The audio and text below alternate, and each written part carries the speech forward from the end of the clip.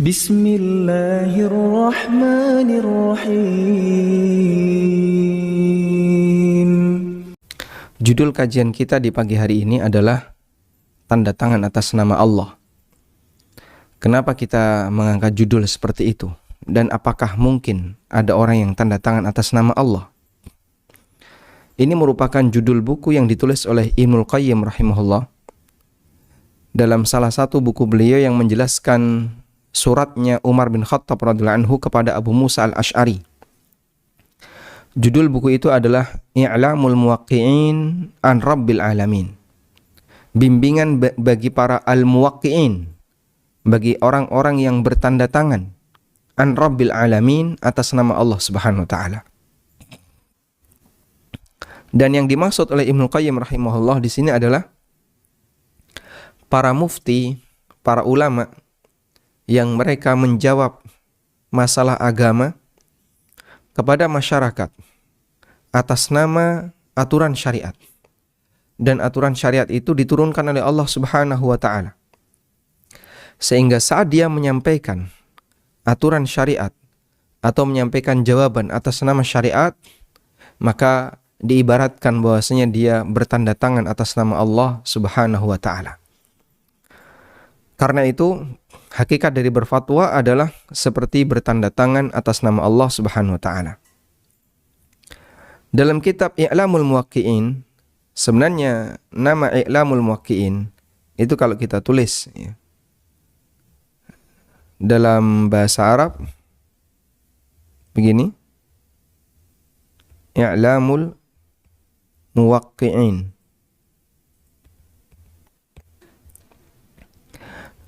Untuk kata ini, kata i'lam, bisa dibaca i'lam, yang artinya bimbingan.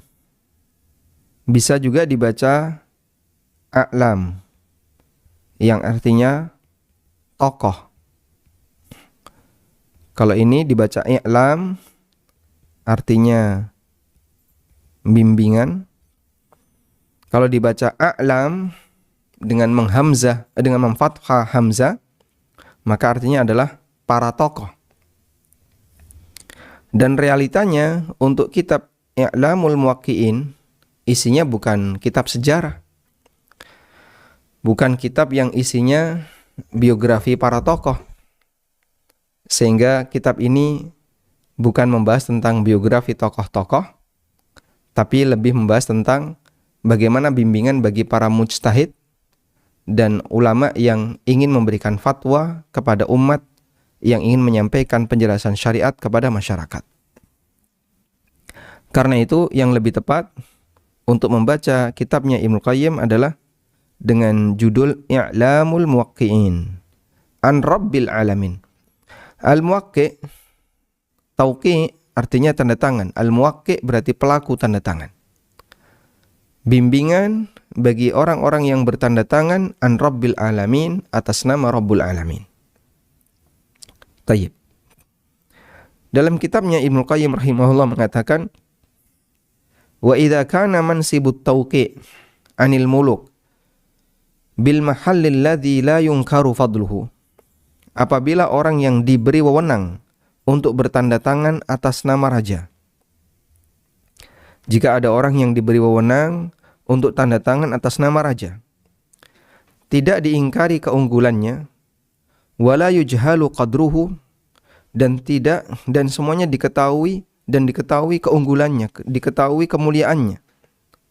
Wa huwa min a'lal maratib as-sinniyat, dan ini termasuk di antara tingkatan yang tertinggi dalam bidang pemerintahan. Fa kaifa biman sabit tauqi an rabbil ardi was samawat. Maka bagaimana lagi dengan orang yang berada di posisi at-tauqi', bertanda tangan atas nama Rabbul Ardi was Samawat. Masya Allah. Sehingga kalau misalnya keputusan sang raja diwakilkan oleh raja, nanti yang akan tanda tangan adalah fulan. Sehingga sang raja tidak dimintai tanda tangan, tapi yang tanda tangan adalah fulan, misalnya Perdana Menteri. Maka semua orang paham Perdana Menteri berarti adalah posisi yang paling strategis, yang paling penting, di negara itu, sehingga dia bisa mewakili raja dalam membuat kebijakan. Tayyib. Kemudian beliau menegaskan, fahaqiqun biman uqima fi hadzal mansabi ayyu'idda lahu uddatah. Oleh karena itu, menjadi kewajiban bagi orang yang berada di posisi semacam ini, yaitu di posisi bertanda tangan atas nama Allah, menyampaikan fatwa, menyampaikan penjelasan syariat atas nama syariat. Menyampaikan penjelasan syariat atas nama syariat. Ayyu'idda lahu uddatahu, agar dia menyiapkan segala perbekalannya. Wa ayyata'ahhaba lahu uhbatahu, dan dia berusaha untuk menyadari kemuliaan posisi yang dia jalani. Dia menyiapkan diri, ayyata'ahhaba lahu uhbatahu, dia menyiapkan diri, wa ayya'lama qadral maqam alladhi uqima fihi, dan dia harus tahu kemuliaan posisi yang dia jalani. Dia harus siapkan perbekalan, ayyu'idda lahu uddatahu wa ayyata'ahhaba lahu uhbatahu. Dia harus siapkan perbekalan dan dia harus tahu posisi dia. Kamu nyadar enggak? Kalau bicara masalah agama itu, hakikatnya kamu berbicara atas nama Allah Subhanahu wa taala. Kamu berbicara tentang hukum Allah dan peraturan Allah. Wala yakunu fi sadri harajun min qaulil haqqi was-sad'i bihi, sehingga dia tidak merasa berat untuk mengatakan kebenaran dan membela kebenaran. Maka kalaupun di hadapannya ada masyarakat yang meminta fatwa dan hukumnya sudah jelas, lalu dia sampaikan dengan fatwa itu, Pak Ustadz tolong jelaskan kepada kami kalau kayak gini boleh enggak? Ini pertimbangan kami seperti ini. Di depannya adalah seorang pejabat yang selama ini berbuat baik kepadanya, yang selama ini banyak membantu dia, atau orang yang sangat dekat hubungannya dengan dia, sehingga saat dia memberikan fatwa yang gak benar atau memberikan fatwa yang bertolak belakang dengan kepentingan orang ini, mungkin akan terasa berat. Sehingga bisa jadi ada orang yang memberikan fatwa yang berbeda padahal kasusnya sama, karena melihat subjek yang diberi fatwa. Kalau yang diberi fatwa adalah orang yang kaya, atau dia pejabat, atau yang banyak memberikan sumbangan kepada tokoh ini, akhirnya tokoh ini ketika mau ngomong gak boleh, berat dia. Masya Allah. Itulah tantangan bagi orang yang tanda tangan atas nama Allah Subhanahu wa ta'ala. Jika dia bilang boleh, melanggar. Karena menurut ilmu dia ini tidak boleh. Tapi kalau dia bilang nggak boleh, wah ini berat karena di hadapannya adalah orang yang sangat dekat hubungannya dengan dia, dia sudah banyak berbuat baik kepadanya. Tapi mau gimana lagi? Itulah hukum yang harus dia sampaikan. Saya kadang merasa keberatan ketika ada orang yang bertanya yang sebenarnya hukumnya sudah sangat jelas. Mau pakai takwil apa lagi? Misalnya masalah kebohongan. Boleh nggak Pak? Ada orang yang berbohong sudah suntik padahal belum suntik. Dia nggak disuntik. Suntik vaksin misalnya. Terus dia berbohong. Lalu orang tanya ke saya, Pak Ustadz ini boleh nggak kayak gini? Masya Allah, saya mau jawab apa? Dan Anda tanya kepada tokoh siapapun, dia mau jawab apa? Dia mau dipaksa untuk jawab apa? Karena itu sudah tidak bisa menerima takwil jika disebut sebagai kebohongan. Sudah? Maksud saya begini, andaikan dia melanggar sendiri tanpa bertanya kepada tokoh agama, dia kemudian melanggar itu sendiri tanpa bertanya kepada tokoh agama, mungkin yang dosa satu orang. Tapi ketika dia tanya kepada tokoh agama dengan harapan tokoh ini memberikan jawaban boleh, yang dosa jadi dua orang. Paham maksud saya kan? Mohon dipahami ya. Itu beratnya luar biasa. Dalam sebuah forum kajian, selesai saya menyampaikan kajian, ada bapak-bapak yang bertanya, saya punya baju terbuat dari sutra, batik, kemeja yang bentuknya kemeja laki-laki. Apa yang harus saya lakukan? Saya hanya menyampaikan sebagaimana yang dulu Rasulullah SAW sarankan kepada Usama waktu beliau memberikan sutra kepada Usama. Kemudian Usama mengatakan, ya Rasulullah, laki-laki tidak boleh pakai sutra. Ya, Nabi SAW paham. Aku tidak mengatakan untuk kau pakai, kasihkan ke istrimu.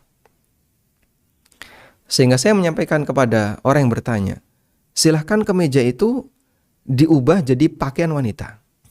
Beliau bilang, nggak bisa. Kalau nggak bisa ya sudah. Tapi itu mahal sekali. Lah mau gimana lagi? Anda mau minta saya jawab apa? Apakah saya harus berfatwa boleh? Padahal hukumnya dilarang. Saya ngasih fatwa, ngasih penjawaban, silahkan dikasihkan ke wanita, ubah menjadi kemeja wanita. Beliau bilang nggak bisa. Terus kalau nggak bisa, ya ada nggak solusi yang lain? Saya mau jawab apa?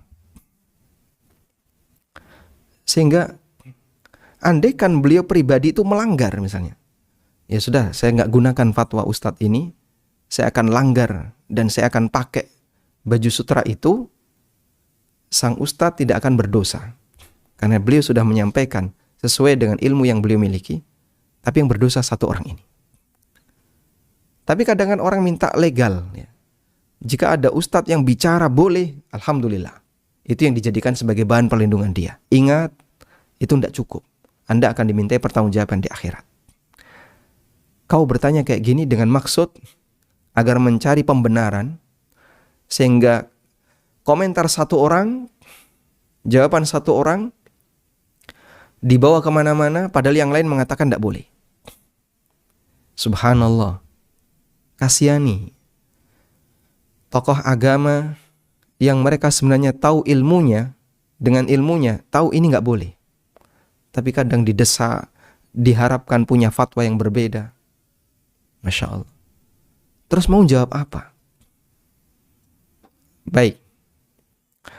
Salah satu di antara seorang pengusaha dari Jakarta. Beliau punya masalah dengan unit usaha yang beliau jalani. Akhirnya beliau bertanya kepada Al-Ustadz Dr. Erwandi. Diberi jawaban tidak boleh. Terus pindah ke Ustadz, kalau tidak salah ke Ustadz Nizar. Dan jawabannya juga sama, tidak boleh. Lalu beliau mendatangkan Ustadz pembina yang menjadi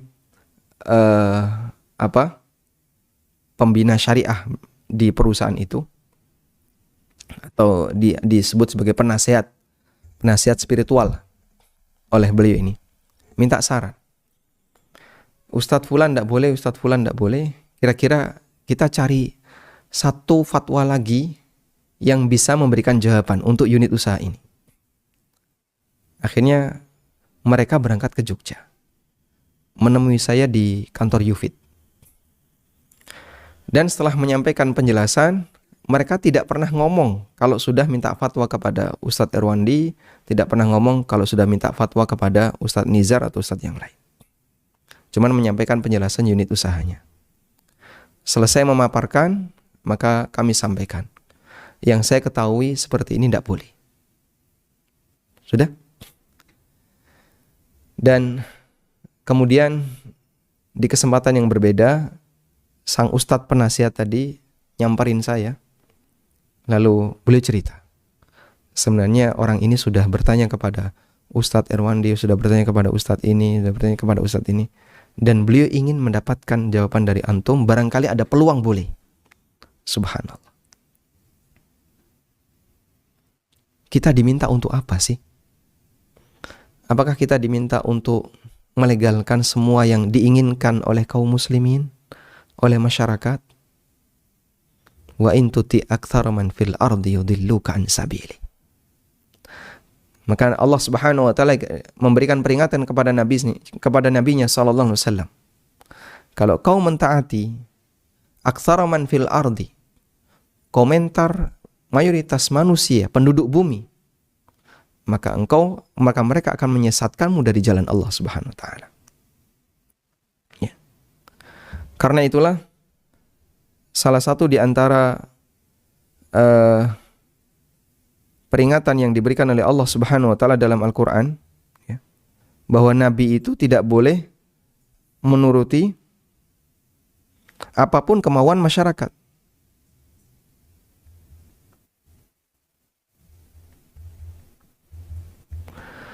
Allah Subhanahu wa taala berfirman di surat Al-Hujurat ayat yang ke-7.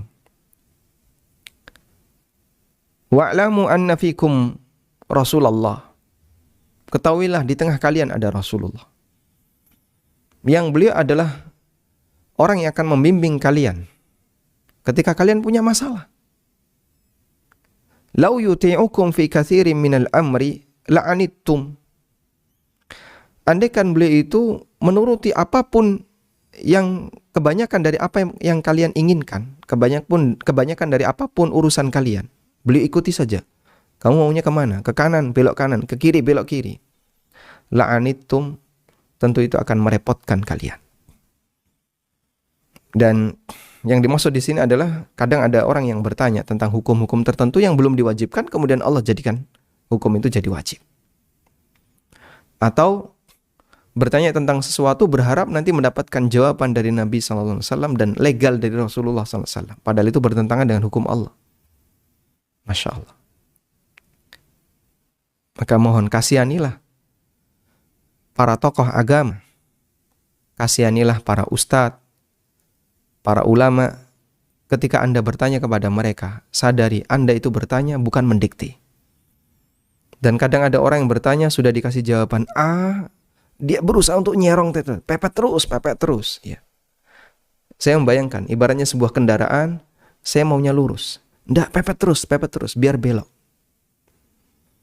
Ada sekelompok orang yang tergabung dalam sebuah MLM, ya. Datang ke kantor ANB, di gardu ANB.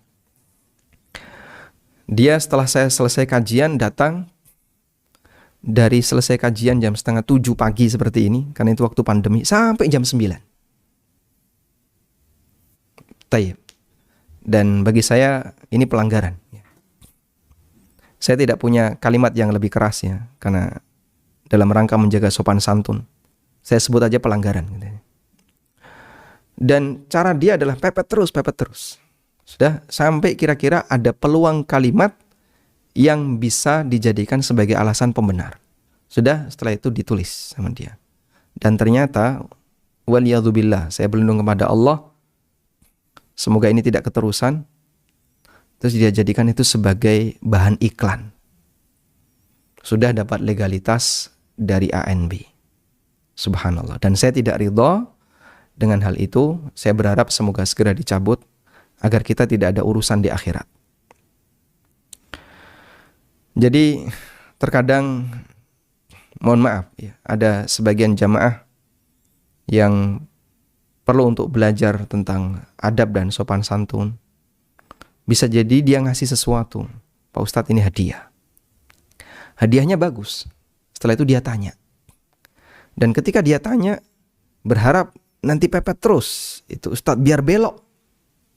Meskipun dia berharap meskipun ustadznya mau lurus, pepet terus biar belok. Ya model-model kayak gitu. Mohon maaf, Anda mencelakakan orang lain. Terus gimana? Kalau bapak melanggar sendiri, ibu melanggar sendiri, itu dosanya satu. Anda aja yang berdosa. Tapi ketika dengan cara seperti ini, barangkali ada fatwa yang boleh pepet terus, Anda ngajak orang lain berdosa. Karena sudah nggak menerima takwil, itu mau dijawab apa lagi? Jawabannya sudah satu, ini tidak boleh. Sebab sudah dalam posisi pelanggaran itu adalah pelanggaran masalah moral, yang jelas itu tidak boleh. Baik.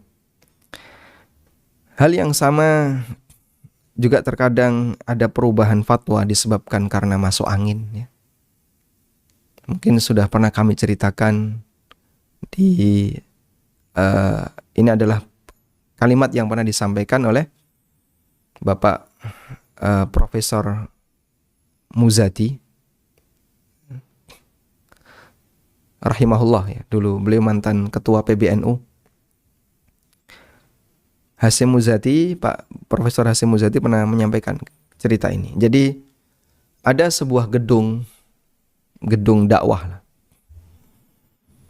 Kemudian di gedung itu dilakukan rapat para tokohnya.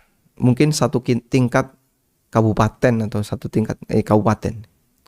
Para tokoh di gedung itu melakukan rapat. Rapatnya ya seperti rapat untuk membahas hukum syariat. Kemudian dalam rapat itu yang dibahas adalah salah satunya hukum seputar masalah rokok. Kesimpulan dari rapat itu adalah rokok hukumnya haram. Maka salah satu anggota rapat angkat tangan. Saya keberatan dengan keputusan ini. Pak Ketua, kalau kemudian kita memutuskan bahwasanya rokok itu haram, gedung ini nggak bakalan berdiri. Gedung ini nggak bakalan berdiri. Karena gedung ini, donatur terbesarnya adalah pemilik perusahaan rokok. Akhirnya, singkat cerita, hasil dari keputusan rapat itu diubah. Entah rapatnya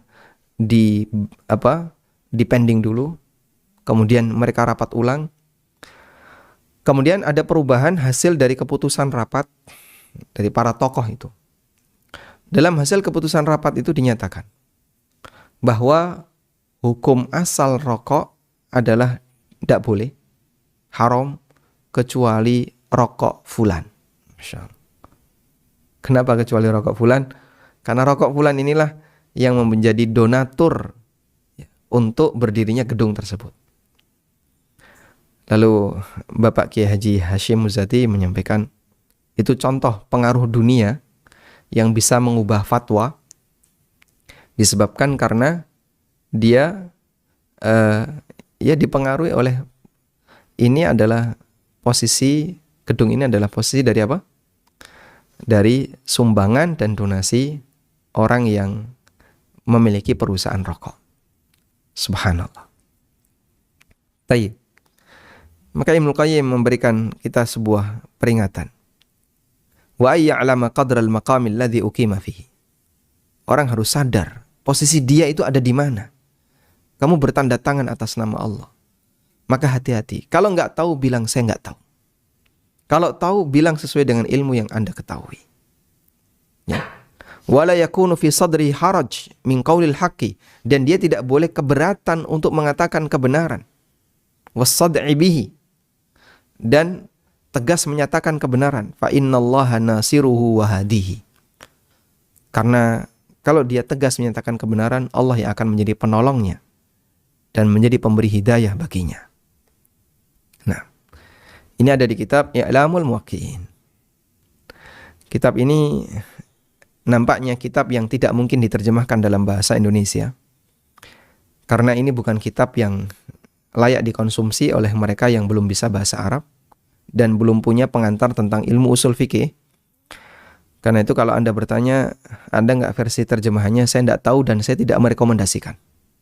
Kalaupun ada, tidak merekomendasikan. Sebab ini termasuk kitab yang ya kurang lebih kalau bahasa lainnya pembahasan usul fikih tingkat lanjut. Sehingga kalau belum punya pengantar tentang usul fikih, tentu saja belum saatnya untuk membaca I'lamul Muwaqqi'in.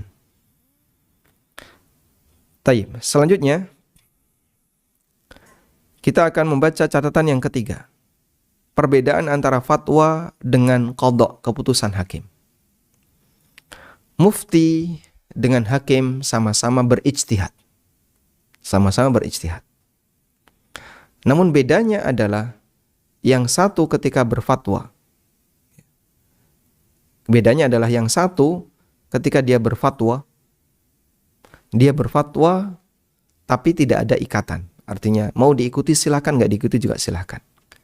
Perbedaan dengan yang satunya, qadha, adalah ketika dia menyampaikan keputusan mengikat dan wajib untuk dilaksanakan. Karena qadha itu punya kekuatan hukum, sehingga punya daya paksa.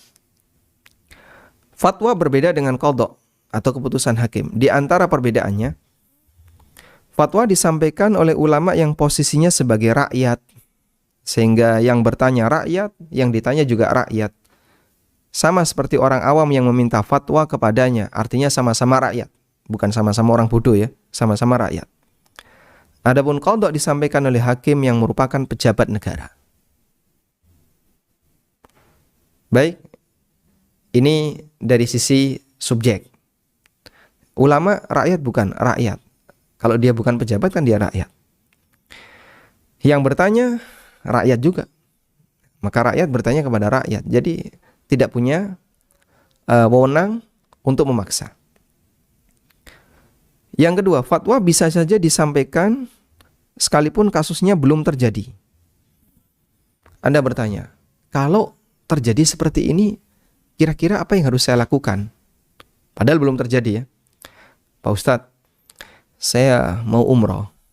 Nah, nanti kalau mau berangkat dari Dzulhulaifah, dari Bir Ali, menuju Mekah, istri saya haid, itu apa yang harus saya lakukan? Padahal belum tentu haid.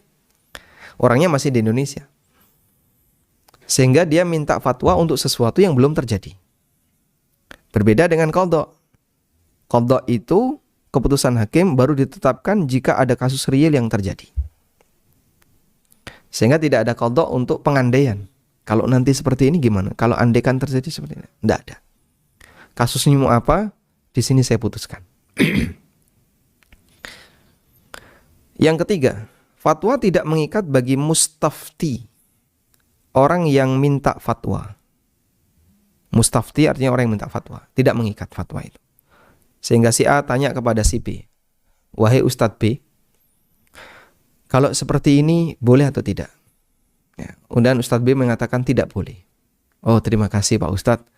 A undur diri. Udah, meninggalkan B dalam posisi A tidak menerima fatwa itu. Saya kayaknya nggak cocok dengan fatwanya B. Menurut saya pertimbangan B kurang kuat. Dia berhak untuk tidak menerima. Lalu dia tinggalkan fatwa itu. Beralih ke fatwanya C. Dia datang ke C, tanya ke C. Nah, C memberikan jawaban tidak boleh. Tapi C ini alasannya lebih kuat. Oh, lebih logis ini Pak. Saya paham. Ini lebih logis, lebih kuat. Baik, saya terima. Sama-sama jawabannya tidak boleh. B jawab tidak boleh, C jawab tidak boleh. Tapi dia lebih mantap dengan fatwanya C daripada fatwanya B. Padahal sama-sama tidak boleh. Bisa saja terjadi demikian. Sudah? Karena fatwa itu tidak mengikat. Sehingga mustafti berhak menerima atau menolak keterangan dari mufti. Berbeda dengan qadha. Keputusan hakim atau qadha sifatnya mengikat semua pihak yang berkepentingan dengan keputusan itu. Sifatnya mengikat dengan semua pihak yang berkepentingan dengan keputusan itu. Bahwa keputusan hakim sifatnya mengikat dengan semua pihak yang berkepentingan. Kalau yang nggak berkepentingan, tidak mengikat. Ada satu lagi ya, dan ini penting, cuman saya lupa untuk menyebutkan di buku Fikih Bermadhab. Satu lagi, bahwa fatwa dalam sengketa tidak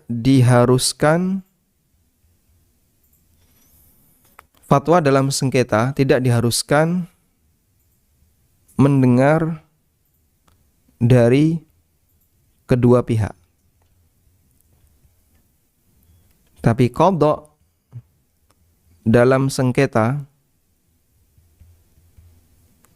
harus mendengar dari kedua belah pihak.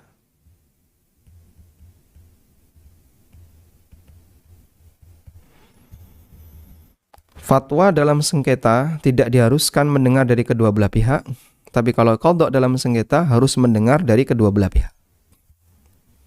Sehingga tidak boleh seorang qadhi, ada qadhi hakim ya, hakim itu qadhi, datang A di hadapan qadhi menyampaikan, wahai Pak Qadhi, saya punya saudara.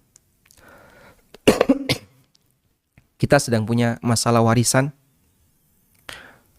Nah, seperti ini kejadiannya. Lalu A menjelaskan.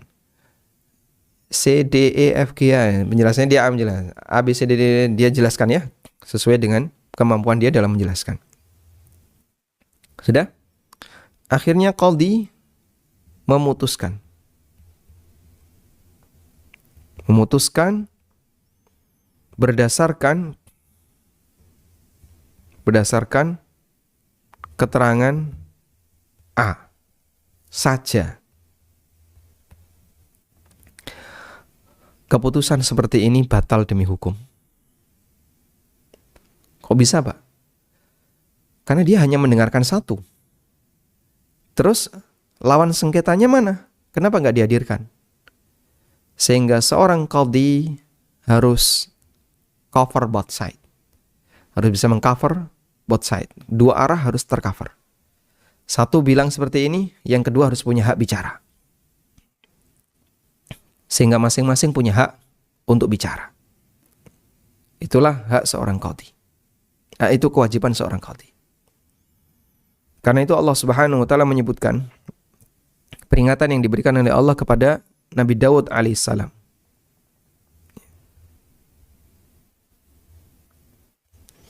Di surat Sad, Allah Subhanahu wa taala menceritakan tentang Daud.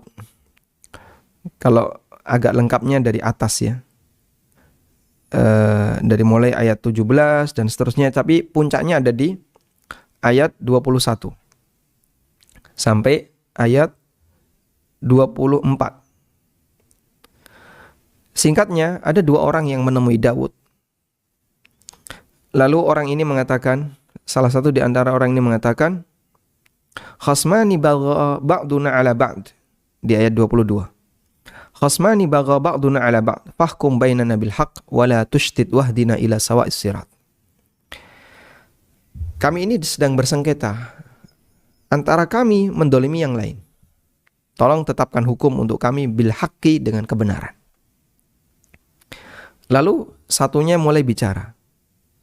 Dia mengatakan di ayat 23, Inna hadha akhi, ini saudaraku. Lahu tis'un wa tis'una na'jah, waliya na'jatu wahida. Saudaraku ini memiliki 99 na'jah. Apa yang dimaksud dengan na'jah? Yang dimaksud dengan na'jah 99 na'jah. Afwan. Coba kita lihat di tafsir berkaitan dengan makna na'jah. Kita seringnya mendengarkan bahasanya itu diartikan dengan kambing ya. Na'jah bermakna zaujah. Inna hadza akhi, sesungguhnya saudaraku ini, lahu tis'un wa tis'una na'jah. Dia memiliki 99 istri. Wa dzalika khairun katsir yujibu alaihi al-qanaah bima atahullah. Berarti dia sudah dikasih banyak oleh Allah, yang seharusnya dia qanaah. Waliya na'jatun wahidah, dan saya cuma punya istri satu. Faqala akfilniha. Lalu saudaraku ini mengatakan, da'hali wa khalliha fi kafalati. Saudaraku ini mengatakan, kamu ceraikan itu, nanti akan aku nikahi. Biarkan dia menjadi bagian dari kafalahku. Nanti aku yang akan nanggung. Wa azzani fil khitab. Dan dia azzani fil khitab. Lebih unggul dariku dalam masalah bicara. Lebih pintar dalam masalah bicara. Baik. Ini dalam tafsir As-Sa'di.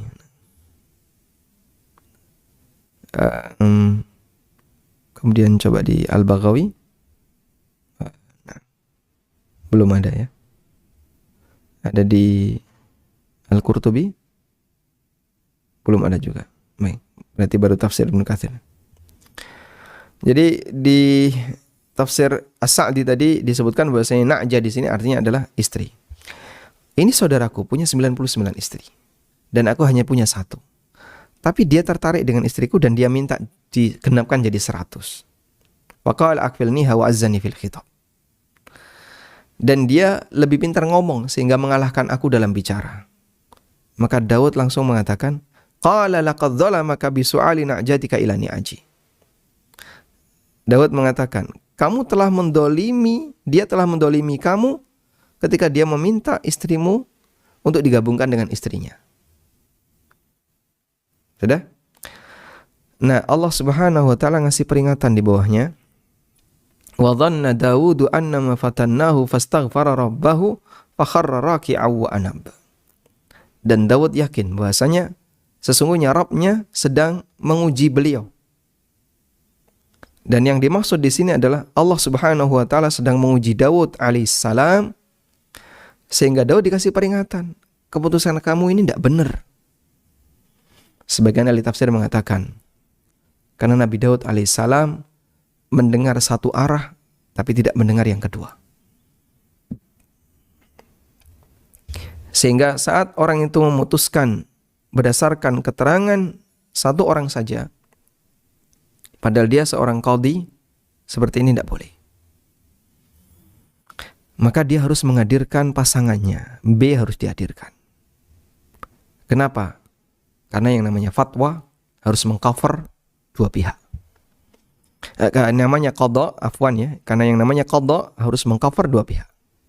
Sehingga A dihadirkan, B juga dihadirkan. Beda dengan fatwa. Kalau fatwa, A datang. Pak Ustadz, saya punya masalah warisan. Gimana? Begini. Sudah? Baik. Terus? Itu solusinya gimana? Ustadz menyampaikan penjelasan. Apakah ada kewajiban bagi Ustadz? Jadi beliau menyampaikan fatwa.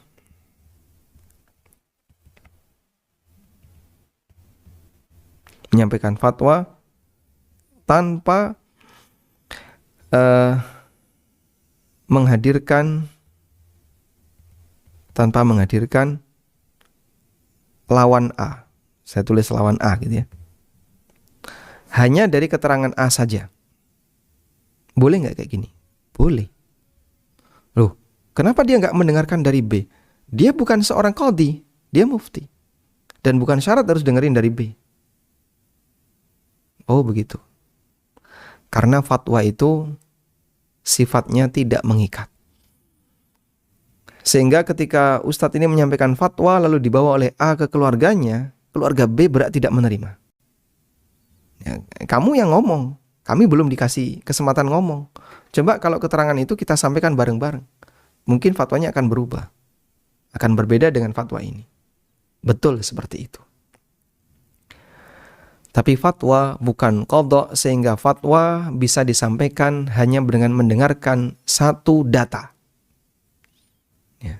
Masalah orang ini jujur ataupun tidak itu urusan pribadi. Sehingga kalau dia nggak jujur, ya fatwa itu tidak berlaku. Tidak ada gunanya.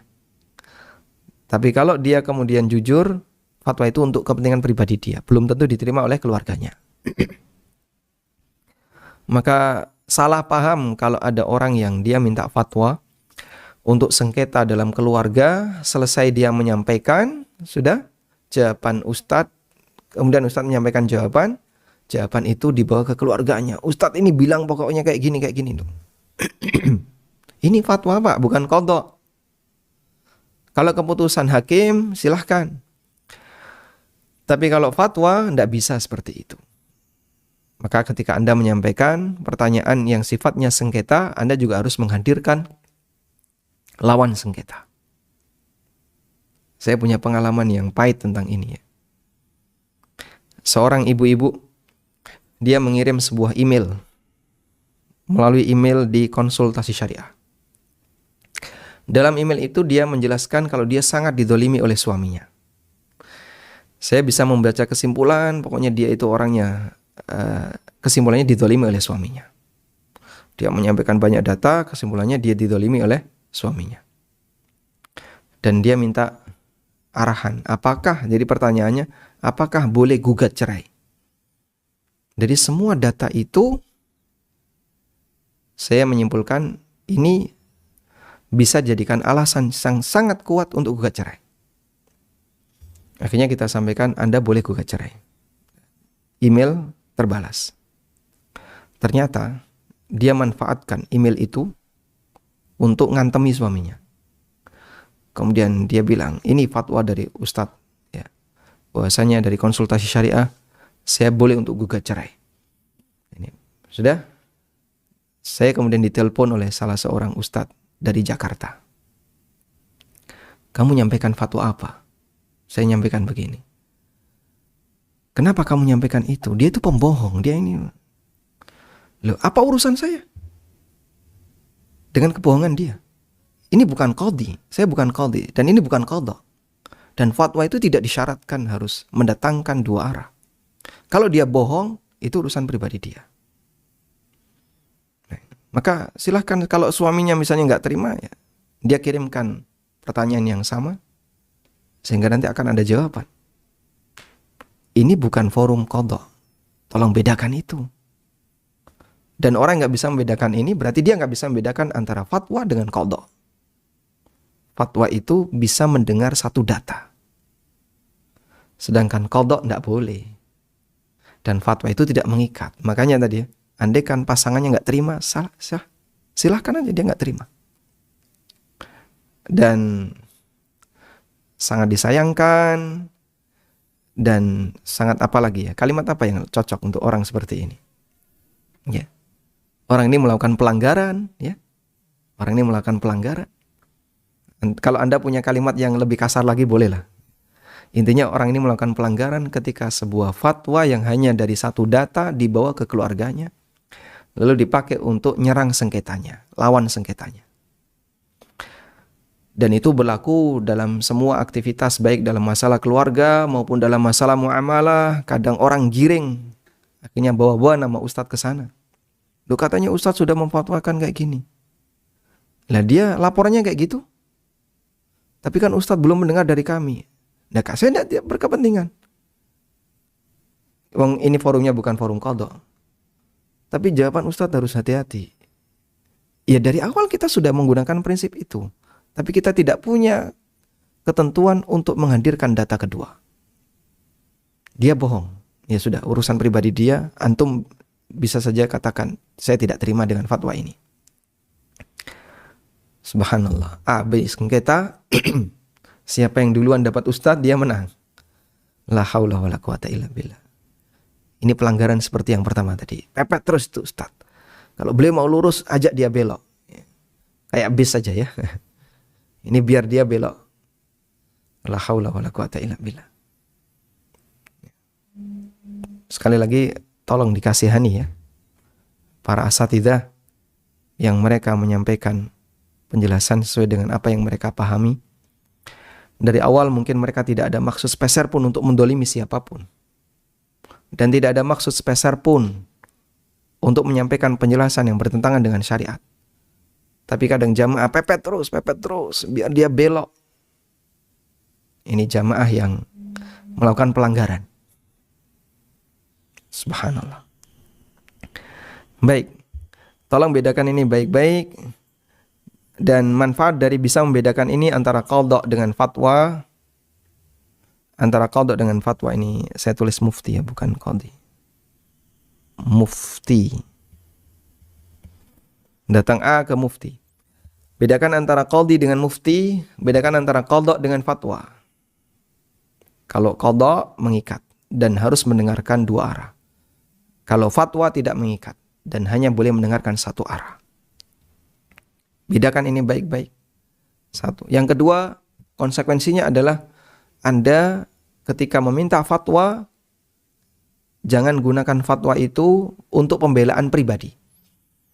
Mencari pembenaran dibawa ke lawan sengketa. Ini salah besar. Karena lawan sengketa Anda, dia belum bicara. Sehingga fatwa ini baru dari satu data. Dan ingat, ini hanya fatwa, bukan qadha. Beda dengan ketika posisinya sebagai qadha. Anda bicara sendirian, maka sang qadhi akan meminta menghadirkan orang kedua. Karena kalau tidak, qadhi ini melakukan pelanggaran. Dan dia bisa disomasi, disebabkan dia hanya mendengarkan satu pihak. Dan hasil dari qadha kalau sudah diputuskan setelah mendengarkan dan mempertimbangkan dua arah, hasil itu mengikat bagi kedua belah pihak. Yang tidak mau melaksanakan, dia berhak untuk ditindak. Itulah perbedaan antara qadha dan fatwa. Bedakan wahai jamaah, agar Anda bisa memberikan posisi yang tepat dan cerdas ketika Anda mau meminta fatwa, dan ketika Anda sengketa. Jangan bawa-bawa fatwa untuk membela diri atau menyudutkan kawan Anda dalam sengketa. Karena fatwa itu tidak mengikat dan itu baru dari satu data. Semoga bisa dipahami dengan maksimal agar kita tidak punya banyak masalah yang berat, ya. Karena bisa jadi ini menjadi sumber sengketa di akhirat.